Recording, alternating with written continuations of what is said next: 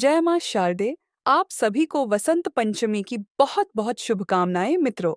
हिंदू धर्म में माघ माह को त्योहारों का महीना कहा जाता है, क्योंकि इस महीने में सकट चौथ, षटतिला, एकादशी, मौनी अमावस्या और गुप्त नवरात्रि जैसे बड़े पर्व मनाए जाते हैं। इस दौरान वसंत पंचमी का पर्व भी इस माह में ही पड़ता है, जो संगीत की देवी मां सरस्वती की पूजा को समर्पित है।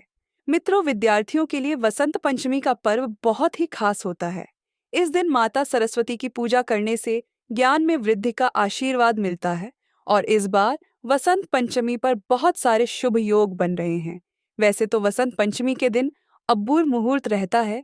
इस दिन आप कोई भी शुभ काम कर सकते हैं, किसी भी नए काम की शुरुआत कर सकते हैं। लेकिन इन शुभ योगों में यदि कोई काम किया जाए तो उसमें निश्चित ही सफलता मिलती है।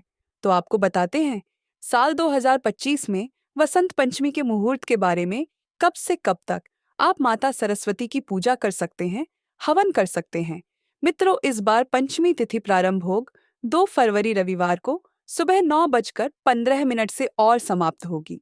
3 फरवरी दिन सोमवार को सुबह 6:52 पर पंचमी तिथि भले ही 2 दिन हो, लेकिन अधिकतर जगह पर केवल और केवल 2 फरवरी रविवार के दिन ही बसंत पंचमी का त्योहार मनाया जाएगा।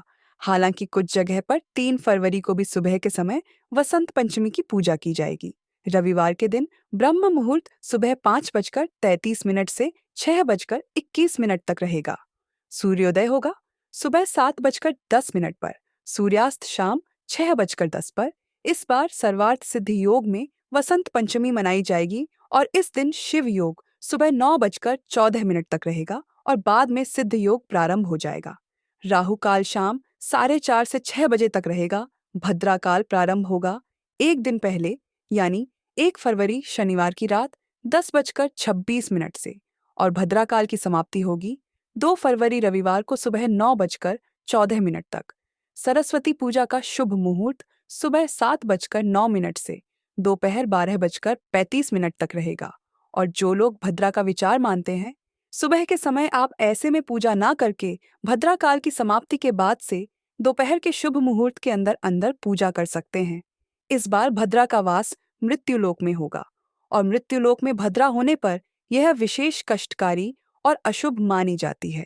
ऐसे में भद्रा का त्याग करना चाहिए और कोई भी शुभ काम भद्रा काल की समाप्ति के बाद करनी चाहिए। लेकिन ज्योतिष शास्त्र में ऐसा भी कहा गया है कि वसंत पंचमी के दिन अब्बुझ मुहूर्त रहने के कारण भद्रा का कोई भी अशुभ प्रभाव मानव जीवन पर नहीं पड़ता है। ऐसे में जो लोग भद्रा का विचार नहीं मानते हो, वह किसी भी समय किसी भी नए काम की शुरुआत पूजा पाठ या हवन इत्यादि कर सकते हैं। यह आपकी धारणाओं के ऊपर है, आपकी श्रद्धा के ऊपर है। माँ सरस्वती की पूजा करने के लिए सबसे पहले आप सरस्वती माता की प्रतिमा या तस्वीर को आसन पर विराजित करें। आसन के नीचे पीला, सफेद या केसरिया रंग का वस्त्र चाहिए। माता की पूजा में पीले और सफेद पुष्पों का प्रयोग अधिक से अधिक करना चाहिए।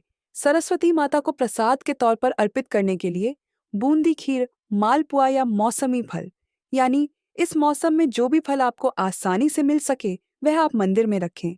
फिर माँ सरस्वती को लाल चंदन का तिलक लगाए। सबसे पहले विघ्नहर्ता भगवान गणेश जी की पूजा अवश्य करनी चाहिए। माँ सरस्वती को पीले वस्त्र समर्पित करें। पीली चुनरी, पीले रंग के फूलों से श्रृंगार करें। माँ सरस्वती का ध्यान करते हुए कहें, या कुंदेन्दु तुषारहार धवला, या शुभ्रवस्त्रावृता, या वीणावर दंड मंडितकरा, या श्वेत पद्मासना, या ब्रह्माच्युत शंकर प्रभृति भृदेवः सदा वंदिता सा मां पातु सरस्वती भगवती निःशेष जाड्यापहा। इसके बाद एक फूल लेकर उसमें चंदन और अक्षत लगाकर अपनी कॉपी किताब पर रखें।